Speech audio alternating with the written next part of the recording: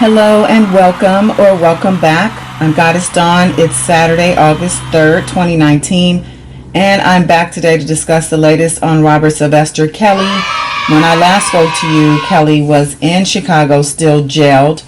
The judge had denied bail until trial in the Chicago federal case, and the prosecution had requested that future evidence be sealed for the sake of protecting the victims, who they say are at risk of being harassed, as some potential witnesses are currently being harassed by fans, and also from being tried in the media. The judge has since honored that request, which the defense fought against, I might add, and this is another L for them in this instance.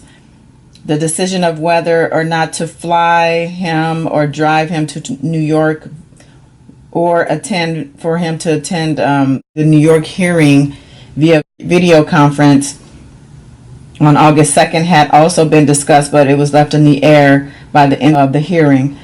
Well, since the last update, as you probably have already seen and read, Kelly was flown to New Jersey, where he was then escorted into an SUV, where he was to be driven to New York for his court appearance the next morning in Brooklyn. Interestingly, one of his lawyers wrote the judge in panic, saying he couldn't contact his client or he didn't know where he was being held, and said that he had been trying for several hours to locate him so that he could have a conference with him before his hearing in the morning. He had written also that there could be a delay in his hearing if he wasn't able to be located. He said he was getting the runaround from the Federal Bureau of Prisons, and they kept just directing him to the website, which said that he was still in Chicago. It hadn't been updated yet. When this hit the media, the internet went crazy with speculation. Was Kelly on the run? Was he being illegally detained off the books? Personally, I feel that they wanted to stay mute on his whereabouts until he appeared in court so that there wasn't any interference. The attorney said that he wasn't accusing the authorities of any mistreatment or anything like that. He just wanted, to know where his client was. But lo and behold, that Friday morning, R. Kelly was in court without issue. Azriel and Joycelyn made an appearance. They didn't speak to the media, but they were there. There were also about a dozen thirsty fans also outside with their t-shirts on and their picket signs in support of R. Kelly. There's an article from Complex. One of their reporters had attended the trial, and this comes from his perspective. It's called A Day at R. Kelly's New York Trial. And it wasn't trial, it was just a hearing. It was an arraignment, actually. But it says, I walked into the hallway outside courtroom 4G North in the Brooklyn Federal Court building on Friday morning, not knowing exactly what to expect. R. Kelly is facing 3 cases simultaneously, one in Cook County, Illinois, a federal case in Illinois, and today's case in New York Eastern District. The New York case centers on the idea that Kelly was the head of a criminal enterprise, one whose goal was to recruit women and girls to engage in illegal sexual activity with Kelly. The purpose of Friday was for the singer to be arraigned on the Eastern District charges and to see whether or not he'd be granted bail. Whether he got it or not was a bit of a technicality. He had already been denied bond in the Illinois federal case, so he would remain behind bars either way. But regardless, a mix of supporters, opponents, and media filled the courtroom to capacity and into an overflow room. Also in attendance were Kelly's girlfriends, Azriel Clary and Joycelyn Savage. They refused to talk to the media, but appeared upbeat, laughing and joking with each other as the second of the day's 2 hearings ended. Kelly's hardcore supporters arrived early. One woman named Grace Charles, in a shirt that read Free R. Kelly on one side and Unmute R. Kelly on the other, had arrived at 7 a.m., 3.5 hours before the hearing started. Another blue-haired supporter dressed in a shirt that proclaimed her allegiance through multiple hashtags, King Kells, Surviving Lies, Vindicate R. Kelly. Team cows him too. She formed a prayer circle with half a dozen friends asking to give him strength. The only thing I gotta say, free R. Kelly, said one yellow-shirted woman who gave her name as Glenda. He loves his fans. He's very talented. Everybody loves him. Okay. Ruthie Castro showed up with homemade free R. Kelly crowns that she shared with her friends. She was skeptical about the parents of the girls Kelly was accused of abusing. She had a daughter who had been raped, she said, and I put that guy in jail. Where were the parents, she continued. Why weren't they looking out for their child? These people were gone for months on end. None of them have taken their kids to the hospital or given them therapy. As for the reason Kelly was facing legal consequences now, the friends were in agreement: money. So I'm going to just interject real quick. You know, the people who continue to support R. Kelly and use the narrative of they're only wanting money because they're doing book deals and they're on TV and, you know, the docu-series, they got paid for that. These people are clearly people, which I mentioned in my last video, they don't read the details, they don't watch, most of them didn't even watch the docu-series, admittedly. A lot of them are just hanging on to the fact that he's R. Kelly, the entertainer, and, you know, why would he do these things? Despite the fact that he himself was abused, which was horrible, of course. And where is that sister, by the way? That's something that continues to come up, but nobody seems to know. I think I read that someone said that they think she took refuge in a church, maybe as a worker of some sort. But it doesn't excuse, regardless of whether or not, you know, he was abused and he then took on the abuser role subconsciously, whether or not the parents, quote unquote, sold their children. I feel that in some cases there probably had been some clout chasing, or, you know, people wanting to be around him to try to get a payout. But that does not mean that every person who has accused him over the years is on that same agenda. There have been police reports. There have been payouts because those police reports were ignored and discarded. All police reports aren't acted on. You have to know that. People who say, well, they didn't go to the police. A lot of these women went to the police and then were found by this attorney, this female attorney who handled all of his payouts for him. She knew the deal, and she herself made also a lot of money for doing that work.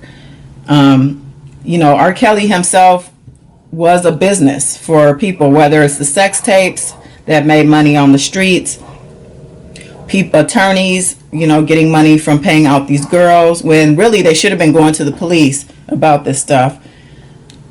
But these people who continue to support him, you got Bow Wow on Love and Hip Hop talking about, you know, he wanted to ask Drea how much did she get paid for the docuseries. I thought that was really irresponsible of him to say on television in that way. And he had a smirk and he looked in the camera, and I feel like, you know, that was obviously something that was planned or scripted. I know the brat is from Chicago, and I know she's also friends with R. Kelly, so I'm sure at some point she brought him around him. He probably met him early on in his career, meaning Bow Wow, and he probably has himself some demons inside of him that cause him to feel sympathy for R. Kelly, because, you know, he's not an angel himself. He was just recently all over the headlines for abusing his ex-girlfriend. So with that being said, I'm also going to address a rapper, Glasses Malone. Many of you probably don't know who he is. I happen to know him personally from a time where I actually had an online music magazine, and I met him during that time, and I had a lot of respect for him. But, you know, he put out a song recently, I think it said Tupac Must Die or something like that, and, you know, A lot of people said it was clout chasing, and others actually appreciated the narrative coming from the other side, the killer side of Tupac's murder.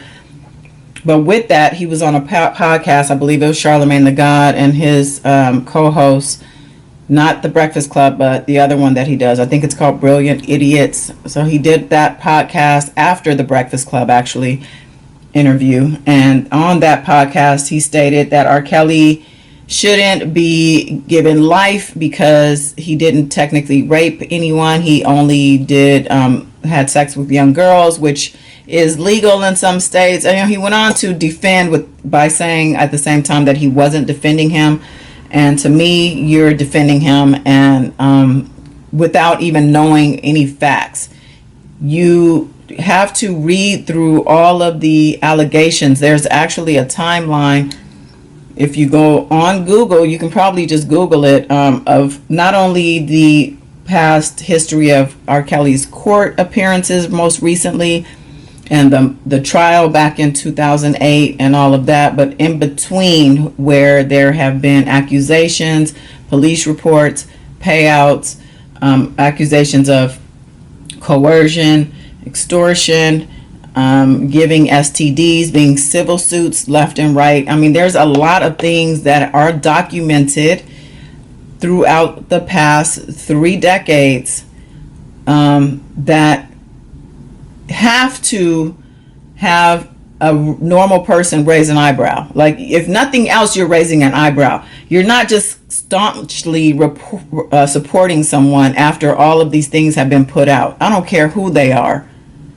You don't even, and most of you, a lot of you, hell, probably 99% of you don't know R. Kelly at all. So for you to staunchly support somebody and basing it on 1 or 2 of the stories that you saw on Surviving R. Kelly. There's a blogger on YouTube, I won't say her name, but she is like very upset about a lot of this stuff that's going on with R. Kelly. She's very vocal and vocally supporting him. And the only thing she keeps bringing up is Geronda having admitted that she lied about her age initially.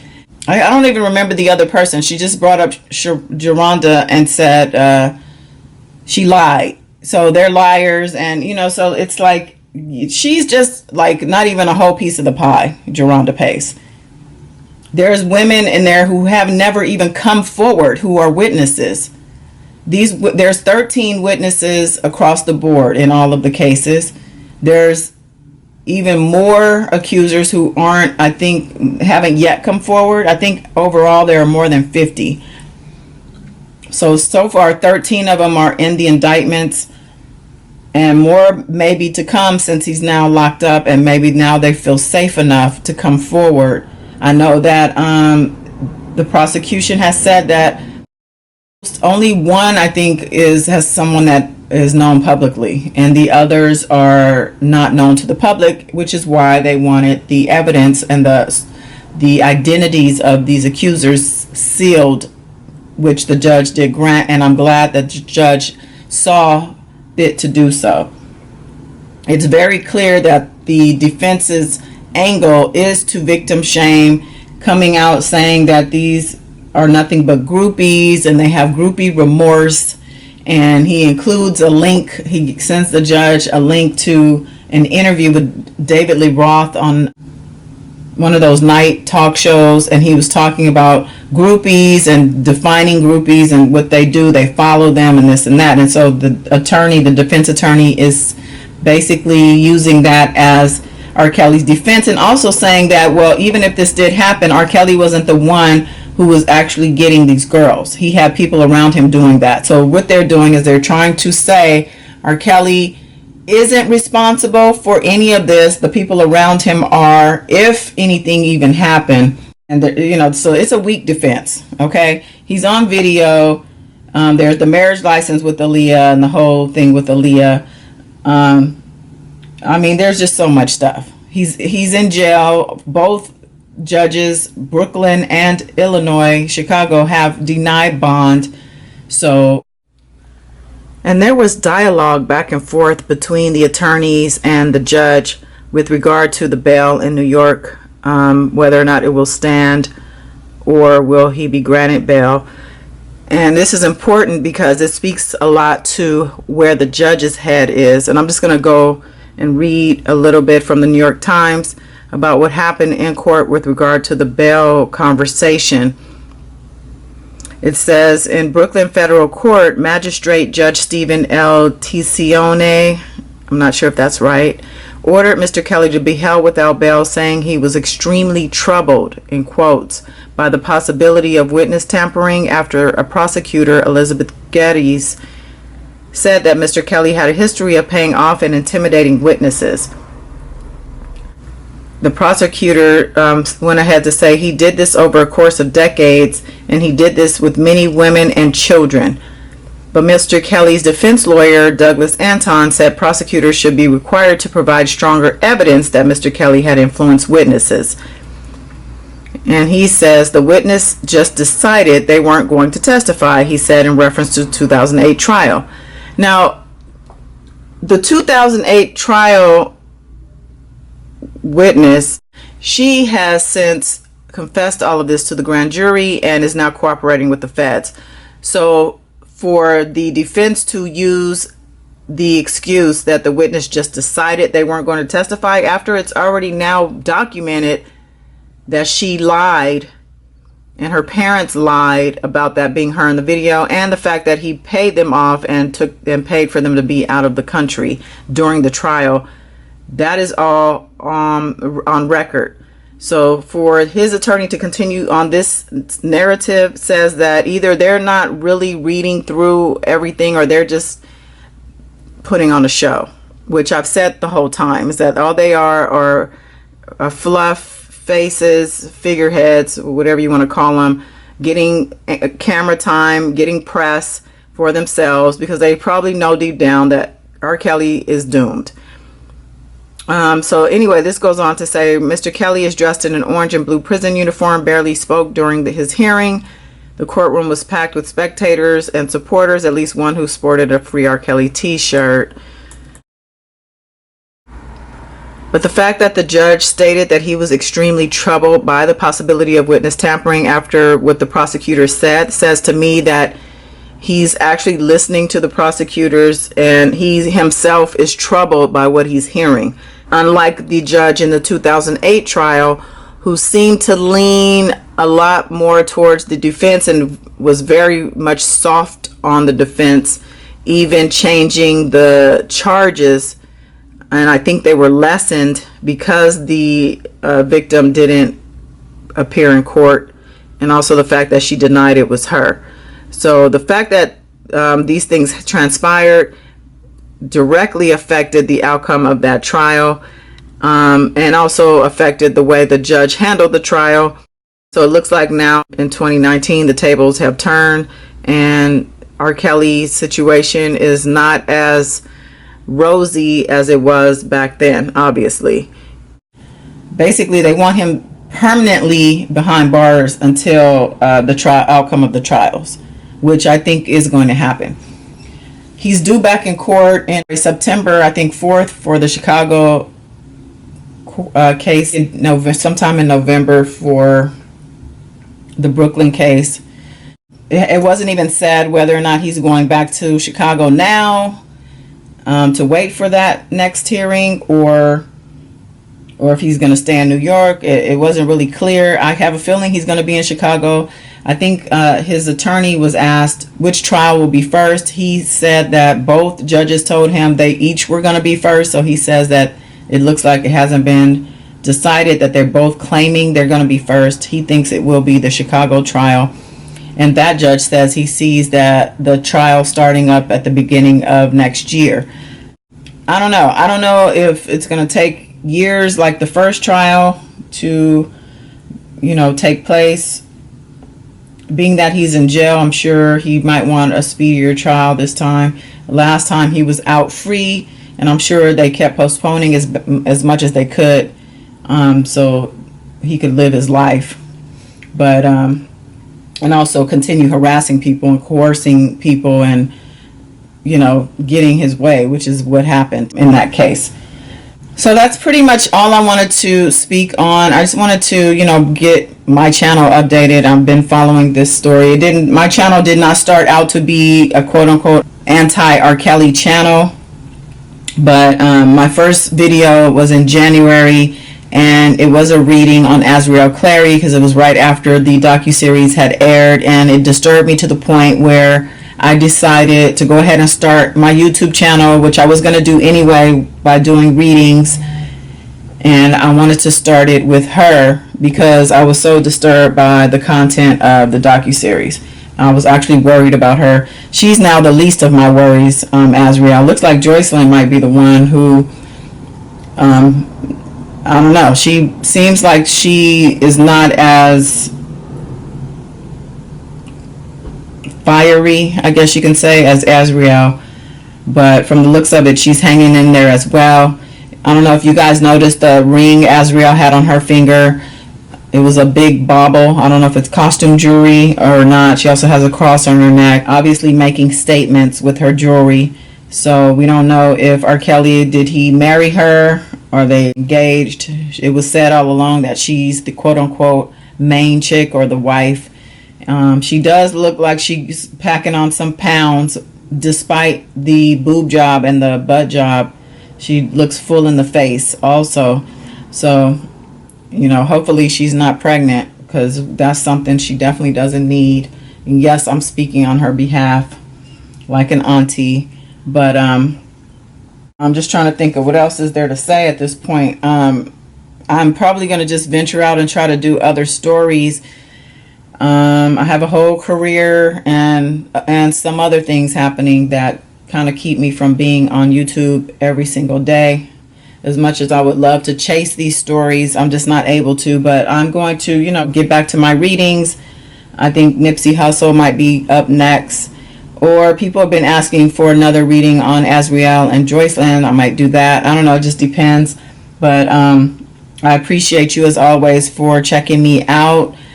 Subscribe if you haven't done so yet. I invite you to do so. Hit the bell to get the notifications. And go ahead and like this video. Let me know you were here. Or you can see me in the comments. Anybody who actually has been to my channel and engaged knows that I'm also in the comments. So you can find me there if you're looking for me. Other than that, till next time, peace.